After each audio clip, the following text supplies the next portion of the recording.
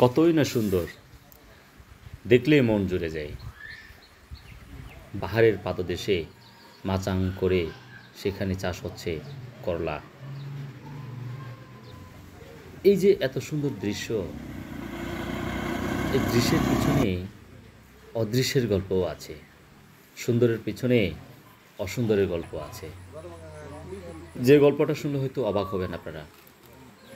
এই যে যা দেখা গিয়েছিল জায়গাগুলো প্রায় 11,000 একর 1990 দশকে এই জায়গাগুলো দখল হয়ে যায়। দখল হওয়ার আগে এই জায়গাগুলোতে প্রায় 3-4 সম্প্রদায়ে আদিবাসীরা প্রতিটি পাড়ায় 50-60 পরিবার করে বসবাস করতেন। এই এলাকায় জমি চাষ করতেন, শাকসবজি চাষ করতেন, এখনকার মতোই। এই একট হয়ে যাওয়ার পরেই তারা যারা একটকারী তাদের কাছ থেকে বর্গা নিতে হয়। প্রতি একরে 5,000, 10,000 করে।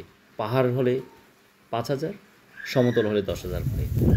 তারা এখন পৈতৃক ভূমিতেই বড়বাসী, তারা বর্গা চাষী, তারা ভূমিহারা, নিজের ভূমি থাকতেই এখন ভূমি হেরে গেছে। এই যে সুন্দরের দৃশ্যের পেছনে এই যে মরা ঘাসের মতো তাদের মনও এখন মরা পড়ে আছে।